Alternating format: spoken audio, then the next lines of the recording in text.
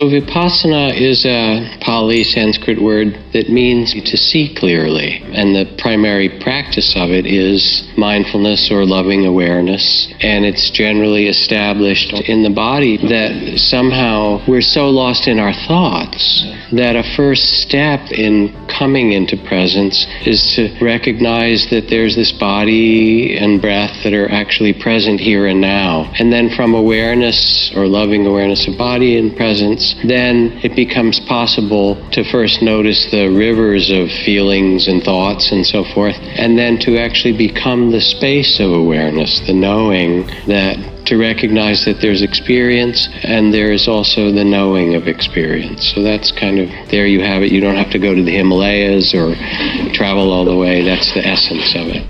Need motivation? Watch a top 10 with Believe Nation. Hey, it's Evan Carmichael, and I make these videos because I need them for me, because I want to wake up every day and watch a video that puts me in a mindset to believe in myself more and go off and accomplish amazing things and attack the day, and I hope that this video does that for you as well. So today, let's learn from one of the best, Jack Kornfield, and my take on his top 10 rules of success. Enjoy. Rule number 2 is do morning chants. Every morning after alms round in the monastery, we would do our morning chants, sometimes before we went out, some of them when we came back. And they were chants of gratitude and prayers. May I use the food that's offered, the robes that I've been given, the care that I received from others. May I use this in a way that benefits myself and the community around me and all the beings in this world. May I take these and receive it with deep gratitude. Gratitude, the acknowledgement of the countless blessings, great and small, that we receive every single day, with every breath and every meal. Gratitude has a trust, a confidence in life itself. It feels the same force that pushes grass through the cracks in the sidewalk, invigorates and keeps you alive every day. Gratitude gladdens the heart. It's not sentimental, not jealous, not judgmental. It doesn't envy or compare.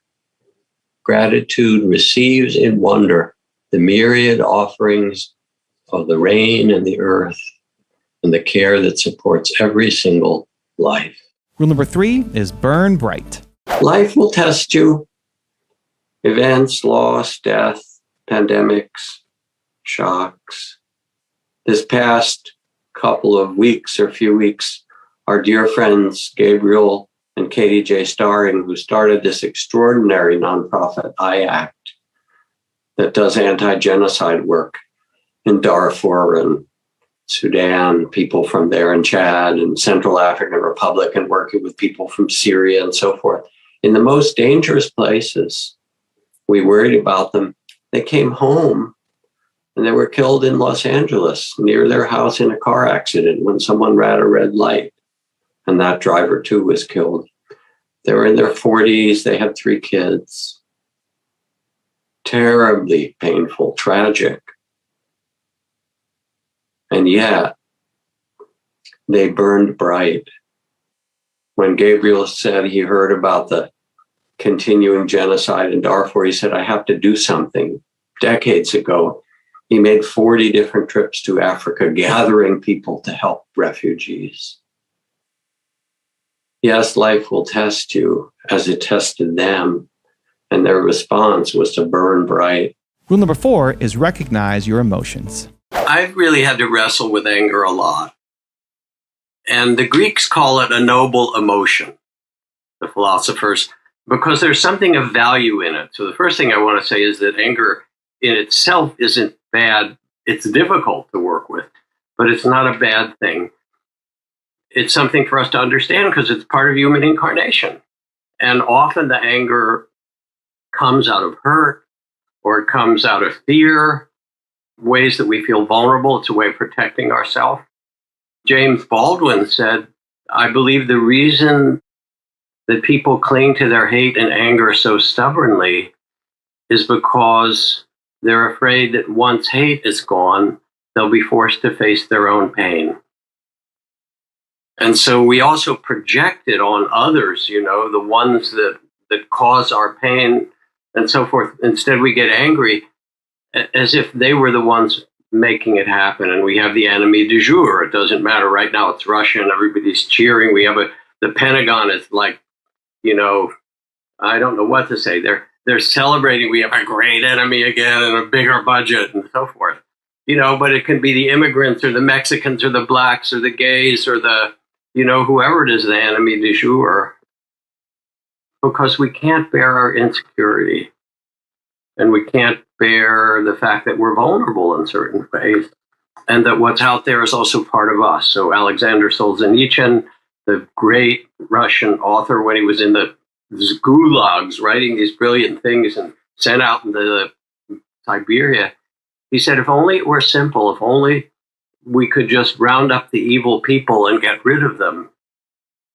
But the problem is the line dividing good and evil cuts through the heart of every human being. And who among us is willing to get rid of a piece of our own heart? Also, to make sure you're actually taking action after watching this video, I've designed a special free worksheet just for this video. The worksheet will highlight all of the lessons learned in this video, as well as pull out our 3 favorite learnings and quotes that will inspire you to actually do something. The worksheet will also give you space to write down what your key takeaways are and your specific plan of action to make sure you're getting results. If you want the worksheet designed specifically for this video, absolutely for free, there's a link in the description below. Go click on it and start building the momentum in your life and your business. I'll see you there. Rule number 5 is always be grateful. How do we practice gratitude and generosity in these times, in the midst of all of this? The pandemic. Well, we can also be grateful for the vaccines that have been developed, the climate crisis, and maybe we can also be grateful that nations are beginning to come together for what we need. The cries for social and racial and economic justice, all of these things. Our dear elder and sage Joanna Macy says, the world is not a problem to be solved. It is a living being to which we belong. We are part of this living being. Its beauty, its suffering. And our current problems seem almost orchestrated to bring forth from us the biggest moral strength, courage, and creativity in our hearts. I feel that when things are this uncertain and difficult, a person's determination, how we choose to care, to invest our energy with our heart and mind, can have a much greater effect on the larger picture than usual. So I also find it an exciting time to be alive. Rule number 6 is overcome suffering. Though there's suffering in the world, it's not the end of the story. And the inspiration from Ram Dass, there he was in this somewhat broken body after a huge stroke and 20 years in a wheelchair, still unable to move half his body, and repeated infections and hospitalizations. And people get loyal to their suffering. They focus on it. He would go once a week on Mondays to swim in the ocean on the other side of the island. We would join him. And they'd roll him down in this wheelchair with giant wheels across the sand, put on a life vest and give him a little glove for the one hand he could use, and float him out into the ocean. And he would be just smiling and paddling away. And off this beach, there was a buoy in the water. And he would paddle out there, and there would usually be 20 or 30 hippies with flowers throwing around petals in the water like it was the River Ganges or something.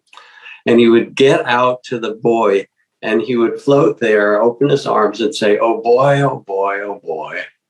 And then he would say, oh joy, oh joy, oh joy, until everybody was singing along with him.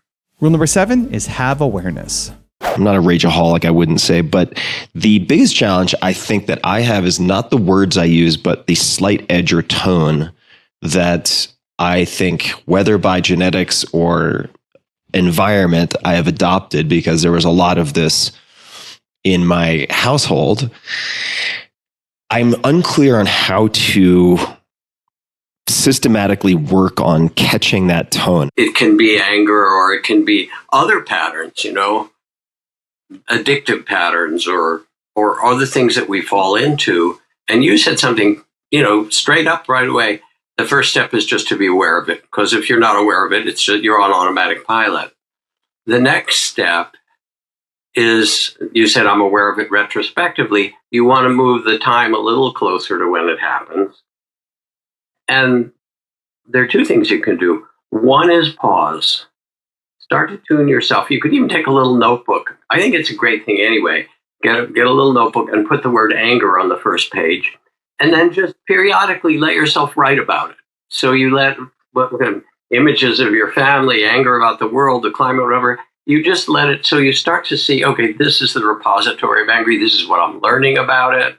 This is when it comes. So you're making it more conscious. Then as you catch up to it more in the current moment when it arises, the next step is to pause.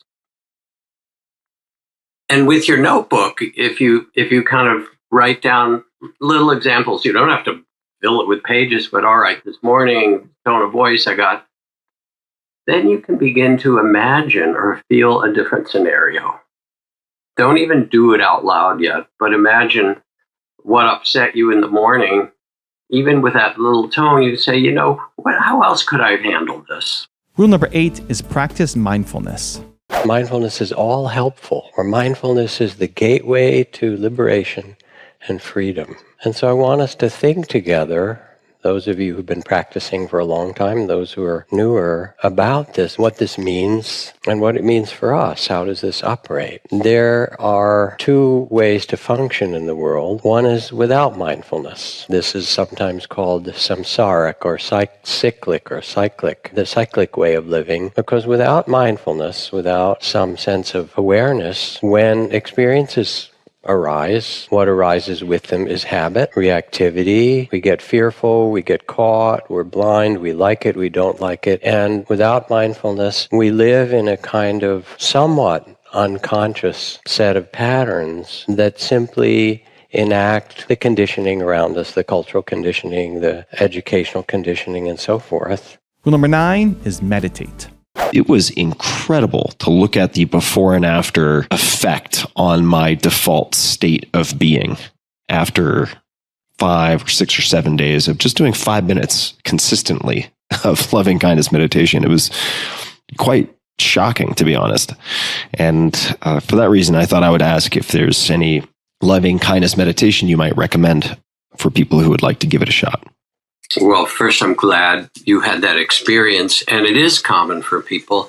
And sometimes to sit in meditation, you sit, you close your eyes, and even if you're just trying to breathe and feel your breath and calm, the mind is racing, or the emotions of worry or anxiety or other things kind of take you over, and it doesn't feel like it's, at the first, it's not easy, and it even doesn't feel like it's working. It does work, but in the beginning, they can feel that way. The wisdom of what you're saying is quite right, that to actually deliberately turn the attention toward loving kindness meditation or something like it, the joy practice that we just started to do. And it doesn't take long, in 5 minutes. You just did 5 minutes and it changed your state. The other practice that's also good is a walking meditation. Especially if you're upset, sometimes it's actually not that good to try to sit, but we naturally pace anyway. But this is more deliberately, like Thich Nhat Hanh, walking with a kind of deliberate care and attention, and maybe bringing in a little loving kindness as you take each step for yourself or the people that open your heart most naturally, that you care about. And rule number 10, the last one before some very special bonus clips, is open yourself up. The awakened heart is the same as the trusting heart. Enlightenment is the same as the trusting mind, it says in the ancient teachings. Trust. If you don't have it, go look at the buds on the trees around you. If you don't have it, go look at the little green things that are pushing themselves up through the cracks in the cement and the concrete. There is a mysterious unfolding happening right now, always. That's what this life is. It renews itself just as surely as the light will come back from this darkest day of the year in the north. You can trust inwardly, and I know this for 50 years of working with people in inward processes of meditation, retreats, and therapy, that the inner monsters, the fears and rage and grief and guilt and the things that are stuck there, yes, if there's a lot of trauma, they may need to be resourced and supported with safety. But in the end, it's not repressing or judging or fighting. It's inviting the monsters into the heart to let yourself open and say this too. To allow the rage or the fear or even the sense of dying. Say, all right, let me open to this change and trust, as I've seen again and again, that when we let ourselves open to that which is difficult, something new will be born. You know this. One of the invitations for your practice is to find ease in your heart, in your body, in your mind. And the other, which is a complement to that, is the invitation of fearlessness. And fearlessness doesn't mean you won't have fear. Anybody in this room not have fear? Raise your hand. You can have your money back. It doesn't work that way. Fearlessness is something else. It is the steadiness or courage and the discipline to be present for this world with graciousness and ease on one side, but also with your full being. And this is the invitation of practice, both ease and a kind of fearlessness that grows as we sit and walk. Also, think about where we're going in the spiritual path. The goal is not so much to get somewhere, but rather to open to the mystery of life. As it said, the mystery of life is not a problem to solve, but a reality to experience.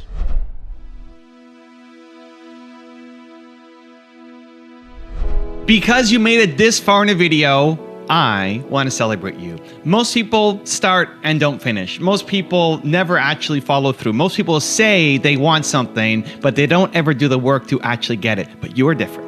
You are special. Believe Nation, you made it here all the way to the end, and I love you. So as a special celebration, if you put a hashtag believe down in the comments below on this video, I will showcase you and celebrate you somewhere on the screen in a future video because you are awesome. For 10 more amazing rules from Michael A. Singer, check the video right there next to me. I think you'll love it. Continue to believe, and I'll see you there. You're going to make yourself sick. And then you'll have to go out and compensate for that by doing things that make you feel better. All those things are saying, I'm not okay with myself. I'm not okay inside. I'm not whole. I'm not complete. Why are you not okay inside?